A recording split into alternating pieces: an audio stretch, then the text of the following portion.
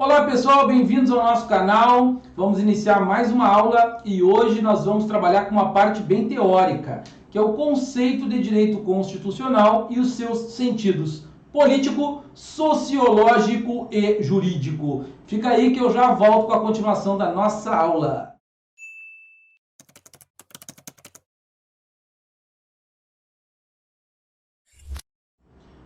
Muito bem, pessoal, vamos para o que interessa. O que é o direito constitucional? Afinal de contas, o que nós estamos aqui trabalhando? Qual é o foco da nossa aula? Então, nós temos o direito constitucional como um ramo do direito público. Primeira coisa que você tem que anotar, que você tem que marcar no seu material. Professor, mas eu li num livro há pouco tempo que essa dicotomia direito público, direito privado está um pouquinho fora da moda. Eu concordo com você, só que muitos livros, muitos concursos, muitas provas ainda trazem dessa forma, pessoal. Então existe uma divisão em direito público e direito privado. Vamos para os exemplos? Direito público, constitucional, administrativo, direito penal, processo penal. E o direito privado seria o direito civil e o direito empresarial. Tá? É claro que alguns autores não aceitam mais essa divisão, mas nós ainda vamos, porque ainda continua caindo em prova. O que o direito constitucional faz? Sem delongas, sem enrolação, sem teorias que o aluno do outro lado da tela não entende nada. O professor enrola e o aluno não entende. Aqui nossa aula não é assim. O nosso objetivo aqui no canal é tentar tornar mais fácil as coisas. Então o direito constitucional, ele vai interpretar e vai sistematizar. Interpretar, sistematizar o que, pessoal? A Constituição Federal, que é o objeto de estudo. Qual é o nosso objeto nessa videoaula e nas próximas? Nós vamos estar sempre lendo uma norma, uma lei, a Carta Magna, nós vamos estar sempre trabalhando com ela. É a Constituição Federal. Então, interpretar, sistematizar a Constituição. É lógico que dentro dos princípios e das normas fundamentais do Estado.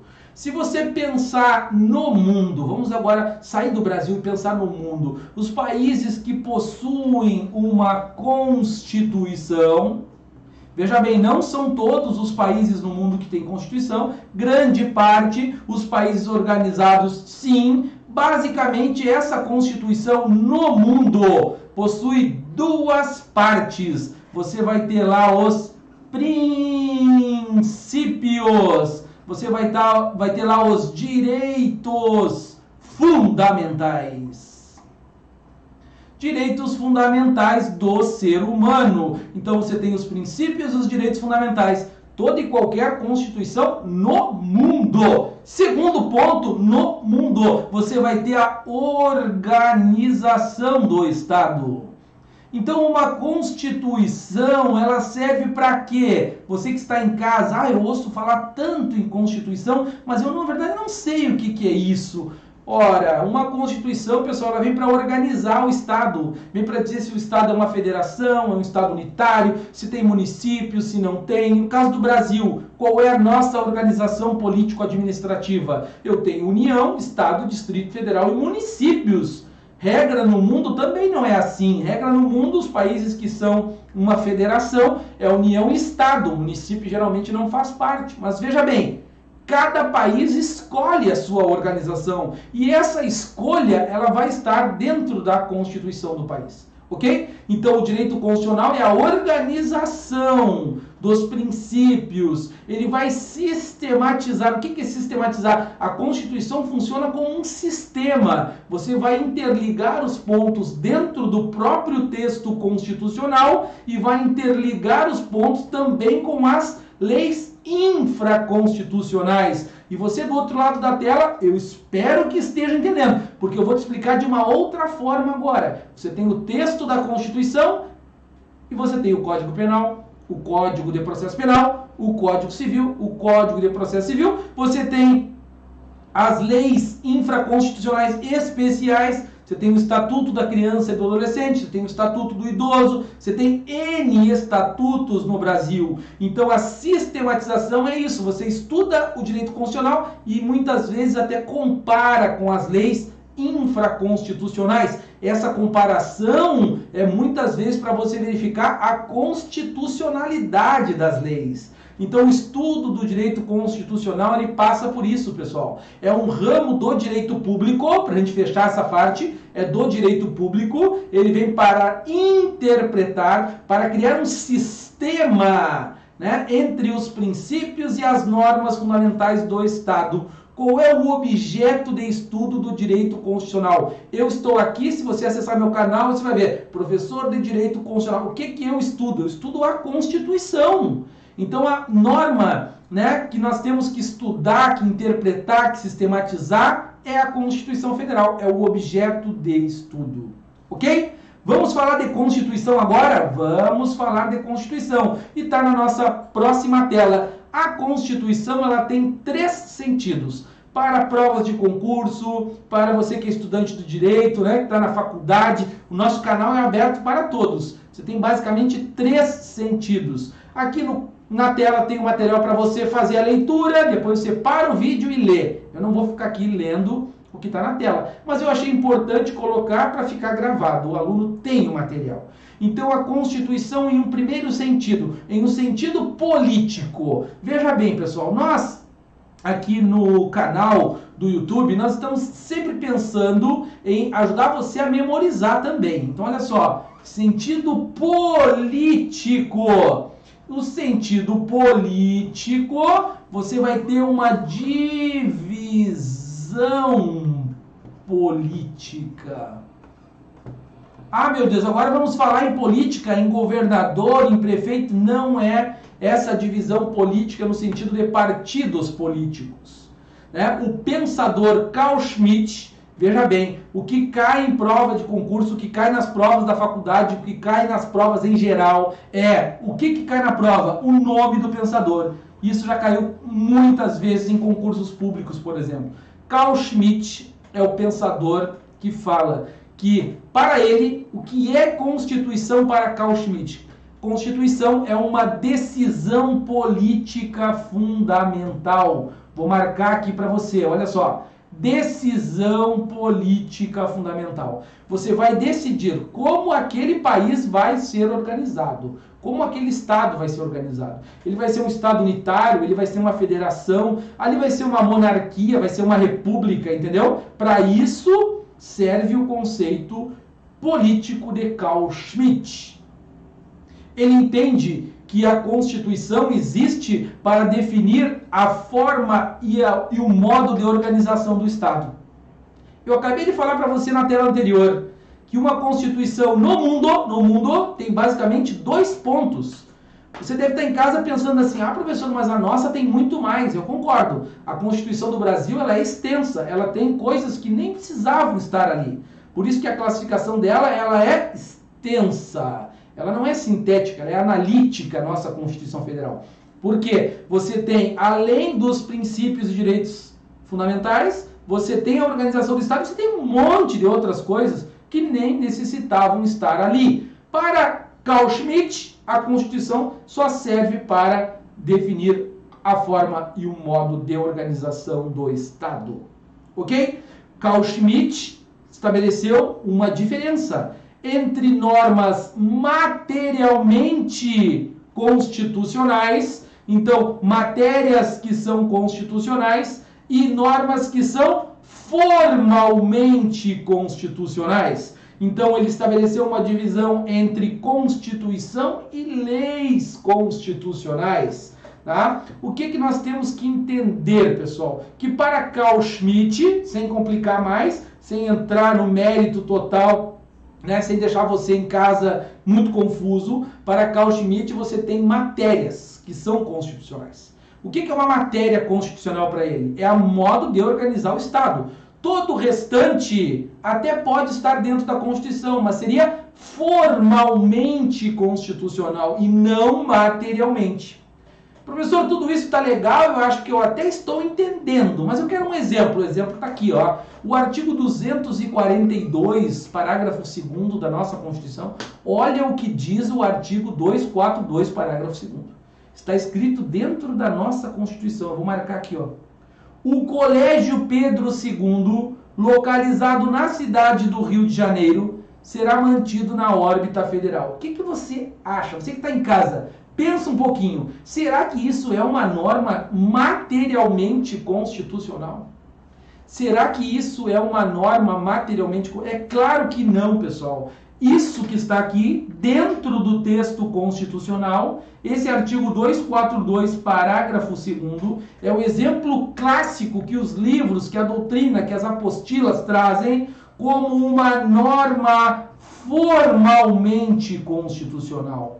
É uma norma formalmente. Por que formalmente? Porque quanto à forma, ela está dentro da Constituição. Então, digamos, ela é direito constitucional? Sim, ela está dentro da Constituição. Agora, materialmente não. Norma formalmente constitucional. Constitucional. E aí eu vou puxar uma outra setinha aqui, ó, e vou colocar norma materialmente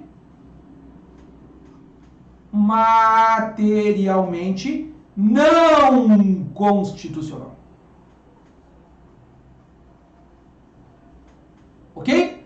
Fechou. Então, para Carl Schmitt, a Constituição é uma norma que serve para você organizar o Estado. Então, é a decisão política fundamental. Sentido político. Vamos falar agora do sentido sociológico. Lembrando, senhores, que nós sempre temos que memorizar o pensador. Vou falar mais uma vez. Qual é o pensador do sentido político? Carl Schmitt. Professor, qual é o pensador do sentido sociológico? No sentido sociológico, você vai ter o Ferdinand Lassalle. Vamos lá, então? Então, qual é o sentido sociológico? Você pensa em sociológico, sociologia. Constituição, para o sentido sociológico, é um fato social. Olha só que legal. Vamos marcar aqui em verde. É um fato social. É o resultado da realidade social do país. O que acontece? Você vai observar as ruas e vai ver se o que está escrito na norma, no texto, condiz com o que acontece nas ruas. E você em casa agora pensou assim, professor, não é bem assim. O que está escrito, por exemplo, na nossa Constituição não reflete muito as ruas. Concordo com você, tá? Não reflete muito, mas reflete um pouco sim. Então, o que nós temos? A Constituição como a soma dos fatores reais de poder. Estou marcando aqui o que cai em prova. Tá? Que imperam em uma sociedade. Então, por exemplo, é uma aristocracia, é uma burguesia, os banqueiros. Então, para o sentido sociológico, você vai verificar o que está acontecendo na sociedade.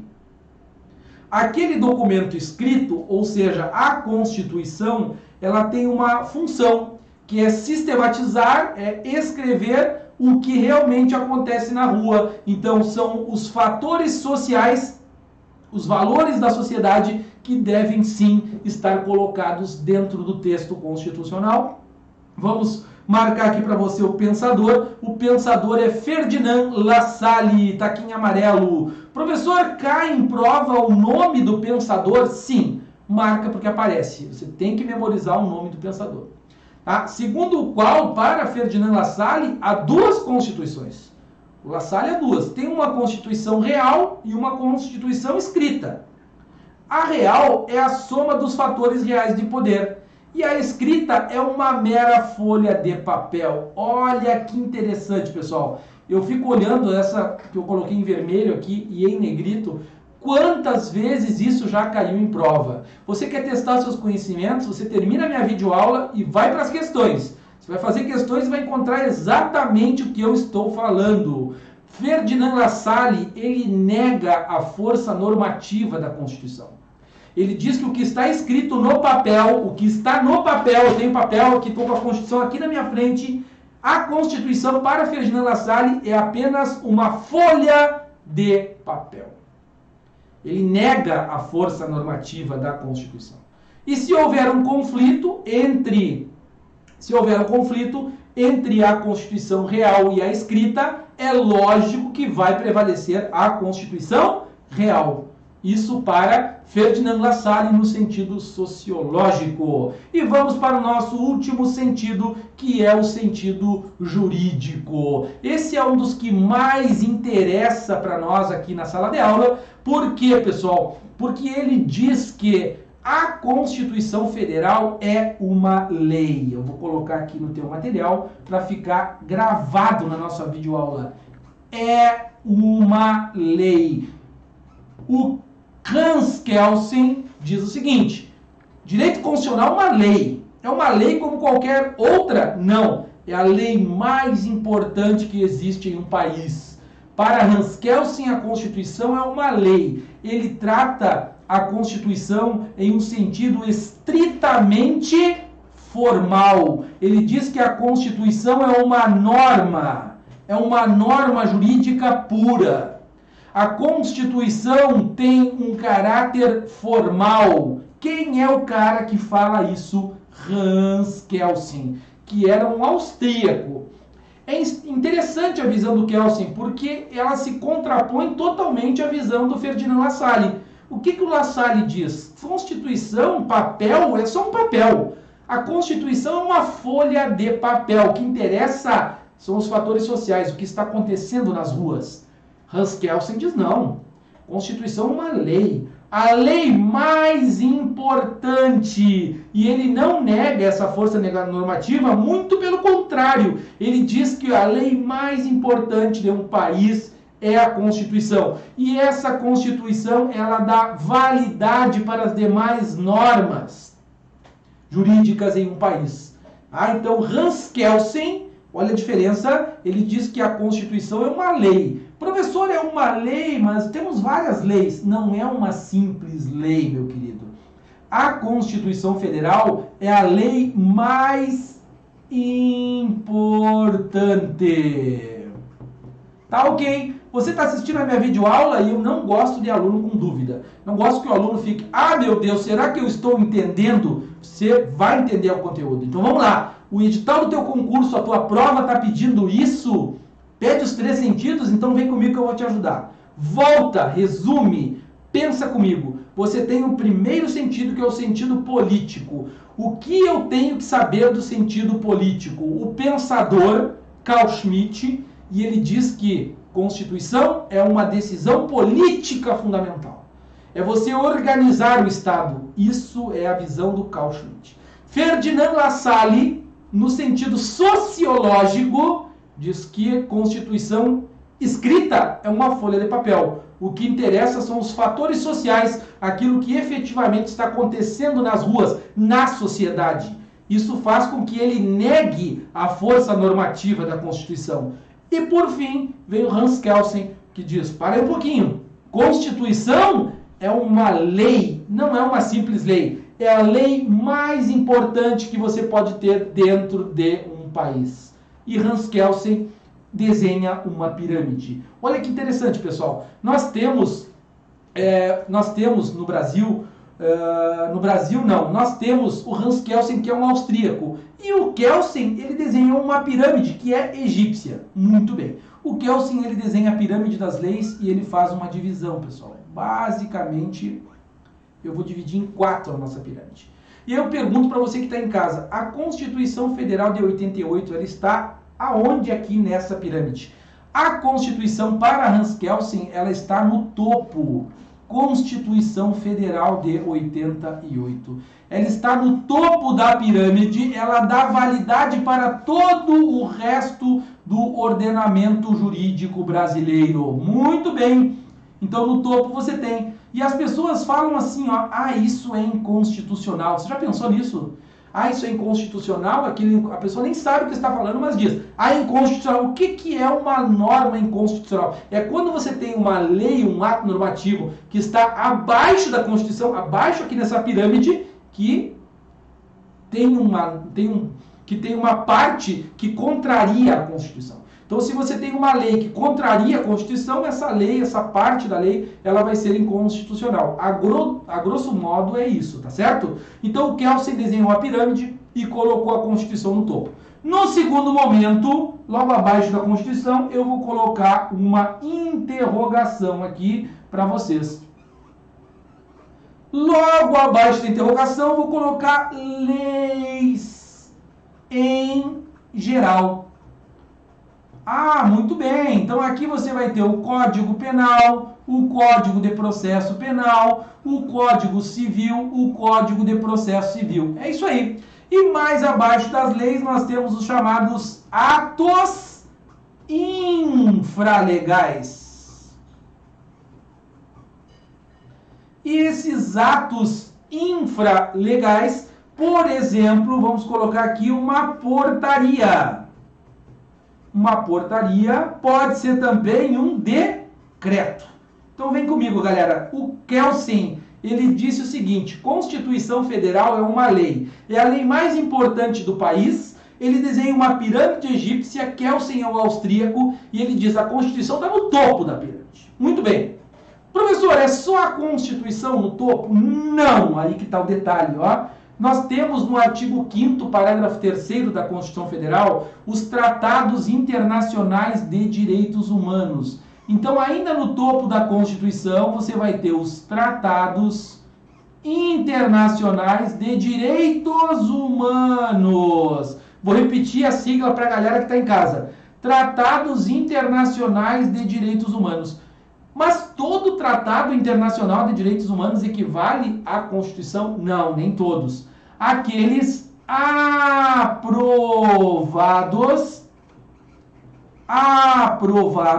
na forma do artigo 5º, parágrafo 3º. Ou seja, aprovados como emendas constitucionais. Você vai ter o Tratado Internacional aprovado por 2 turnos e 3/5 dos membros do Congresso Nacional, tá? 2 turnos, 3/5, 2 turnos na Câmara, 2 turnos no Senado, 3/5 dos membros. Então o Brasil assina um tratado e esse tratado entra e tem a mesma força de Constituição. Exatamente isso. Professor, e se eu tiver um tratado internacional de direitos humanos que não foi aprovado na forma do artigo 5º, parágrafo 3º? Neste caso, ele fica numa posição intermediária, pessoal. Então aqui, ó, você vai ter o Tratado Internacional de Direitos Humanos. Olha que interessante. Não aprovado. Não aprovado na forma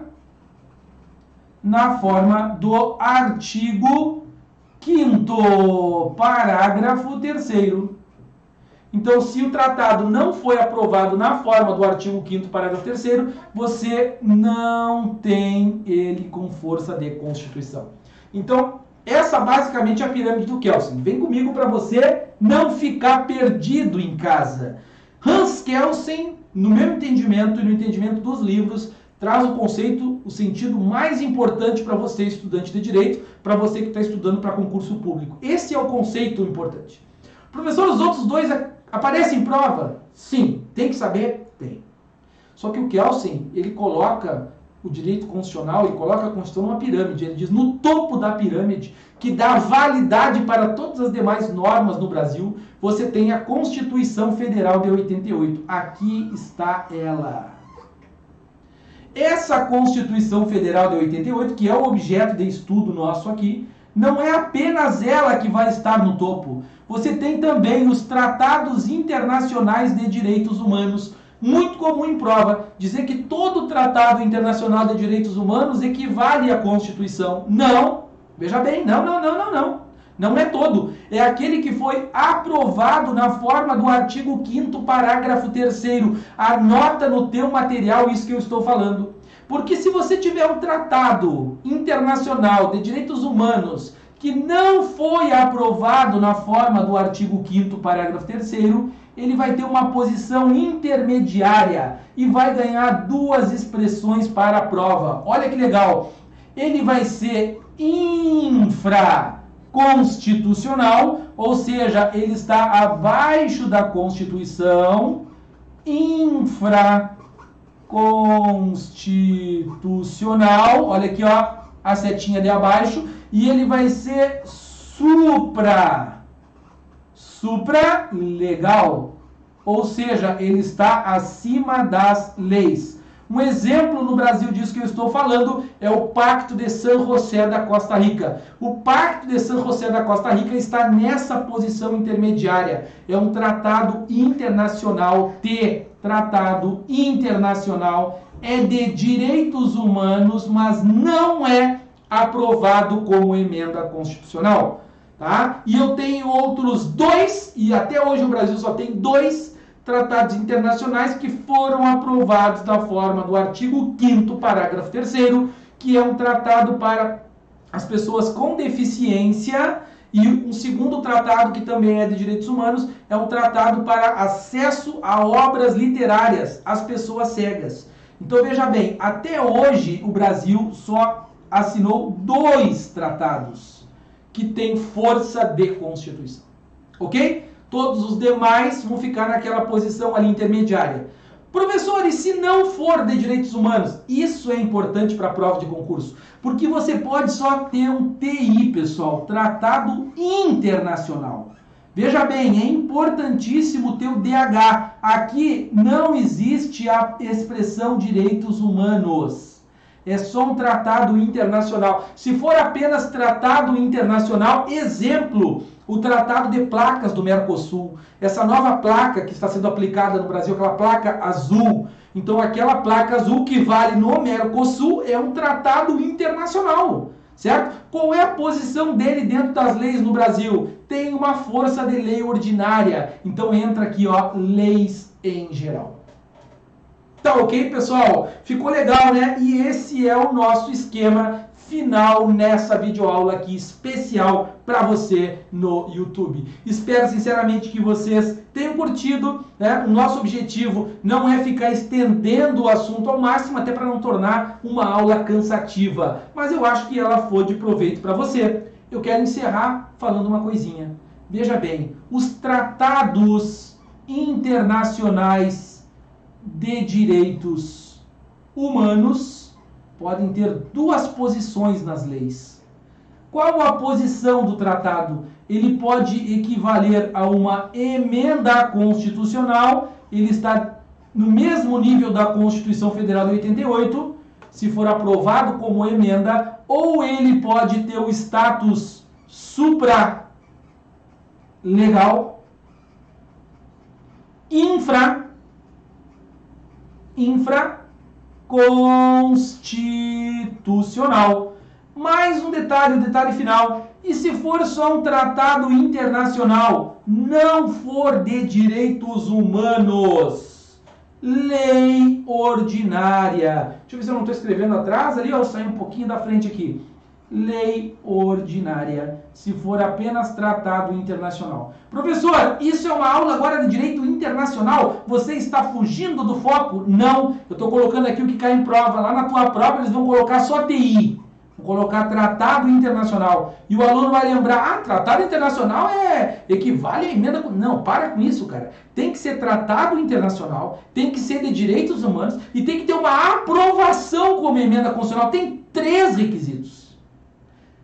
O aluno que estudou mais ou menos, e mais ou menos não serve para concurso, já falei para vocês isso, o que nós temos? Ele vai entender que tem que ser de direitos humanos e tem que ser aprovado. E se ele não for aprovado como emenda, ele fica nessa posição intermediária, com 2 características importantíssimas: infraconstitucional, supralegal.